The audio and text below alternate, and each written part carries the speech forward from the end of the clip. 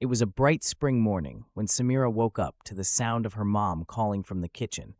She rubbed her eyes, stretched, and remembered it was the first day of Ramadan.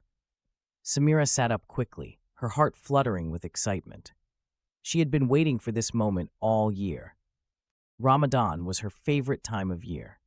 She loved the soft glow of lanterns in the evening, the way the entire family gathered to break their fast, and most of all, the feeling of togetherness as they shared stories, prayed, and helped their neighbors. But this year was extra special. This year, Samira was finally old enough to try fasting for the first time. She hurried downstairs, where her family was finishing suhoor, the pre-dawn meal. Her mom handed her a glass of water and her favorite yogurt parfait. "Eat up, sweetheart," Mom said with a smile. "This will help you stay strong until iftar tonight." Samira's older brother, Amir, grinned at her from across the table. "First time faster, huh?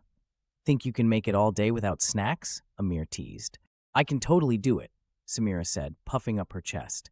But deep down, she was a little nervous. Could she really stay without food and water until sunset? What if her tummy growled too loudly in class? Or what if she got too tired to keep up with her friends? Her dad must have noticed her quiet moment because he leaned over and said gently, "Remember, Samira, fasting isn't just about going without food or water. It's about patience, kindness, and remembering what's really important." That gave Samira something to think about. She decided she was ready to give it her best. The day went by faster than she expected. At school, her teacher, Miss Amina, reminded everyone why Ramadan was so special. "Fasting teaches us gratitude," she said. "It helps us feel what others might go through when they don't have enough to eat. It also brings us closer to our families and reminds us to share and give." When her best friend Layla opened a bag of potato chips during recess, Samira felt her stomach grumble. She turned away, focusing on Layla's story about her weekend. It wasn't easy, but after a while, the hunger seemed smaller, less important.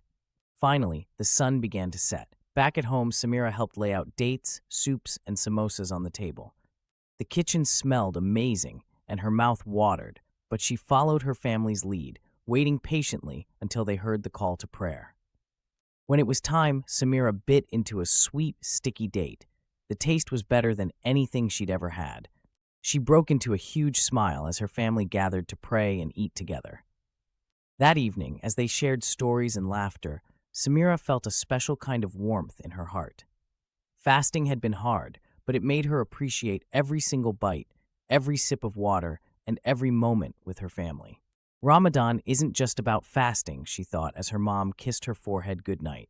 It's about love, gratitude, and giving, and I can't wait to do it all again tomorrow.